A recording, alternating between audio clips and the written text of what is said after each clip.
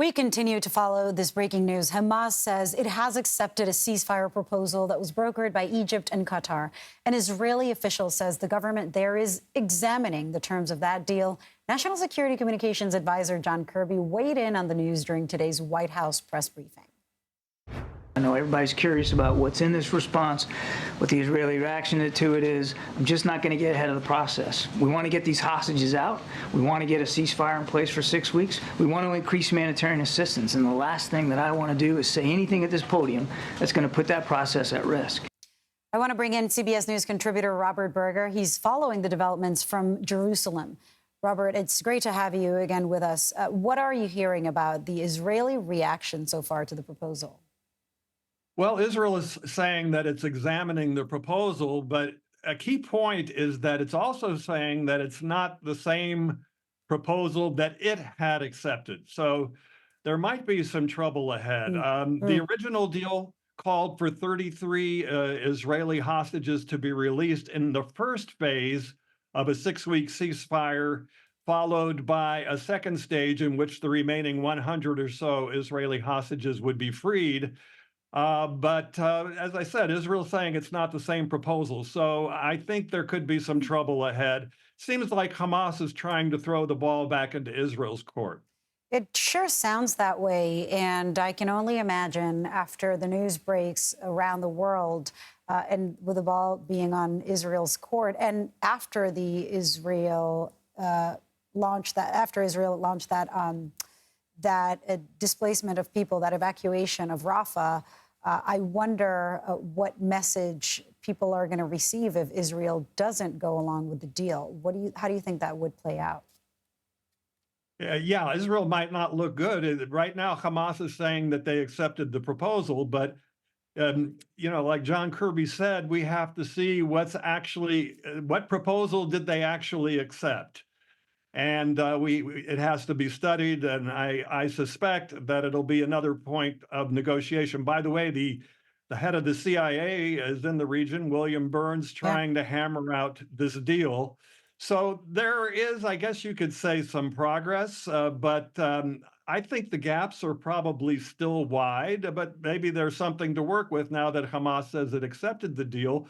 We'll have to see what Israel comes back with, and we may not know that until tomorrow. And up until this point, what have been those inflexible points for Israel? You mentioned an initial phase of 33 hostages to be released, later 100 from these latest conversations.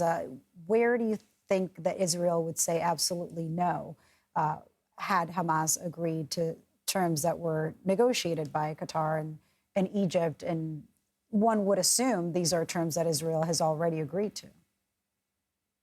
Here's the main sticking point. Hamas doesn't want just a 6-week ceasefire. It wants an end to the war, and that's actually been the sticking point now for the past couple of months. And Israel doesn't want a complete end to the war because it has vowed to wipe out Hamas, and it's bad that Hamas can no longer pose a threat to Israel from Gaza. Now, this deal won't solve that problem. It might get back the hostages, but a big dilemma for Israel is if they get back the hostages and leave Hamas intact, then Israeli officials are saying the Hamas threat will still be there and that we can see other events like we did on October 7th.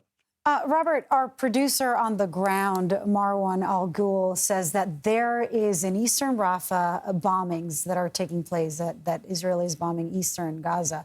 Has this offensive already started? Is that what we should read from that? And is there any plan to protect civilians, as the U.S. has been calling for? No, it hasn't started. I mean, these are surgical strikes. What happened was that yesterday, mortar fire from Rafah killed 4 Israeli soldiers, and so the Israelis have been firing back and targeting Hamas. And of course, also, but civilians typically in Rafah, there's over 1 million Palestinians sheltering there, get caught in the crossfire. But today, the Israelis ordered 100,000 Palestinians in eastern Rafah to evacuate, and that's happening today. It'll also be happening tomorrow. And the army spokesman said that operation is ongoing. So I think Israel is still holding this this threat of military force in Rafah to perhaps try and be for some leverage in the negotiations. Let's talk about the politics and the political implications for Netanyahu. What is he balancing right now? I understand the far right wing of his government and his coalition don't want him to say yes to ceasefire. He is facing pressure from the international community and especially from the U.S., especially now with this evacuation. What are the possible outcomes, whether they agree or disagree for him?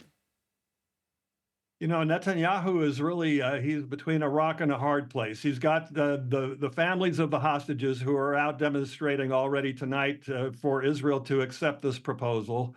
He's got the U.S. saying, don't go into Rafah because there's going to be mass casualties among Palestinian civilians. And then he's got his own government, which is a right-wing government with some hardliners who say that this deal is total capitulation to Hamas. Remember that one of the goals, the main goal, or one of the main goals, in addition to getting back the hostages, is destroying Hamas. Yeah. And this deal leaves Hamas intact. And therefore, the hardliners in Netanyahu's government are actually threatening to quit the coalition if this deal goes through. And that could topple Netanyahu. So he's in a difficult position. Well, one would hope if there's more than 34,000 people killed in Gaza, it's not intact, and that plenty of people counted among the dead are Hamas members and fighters. Robert, thank you so much. Thank you.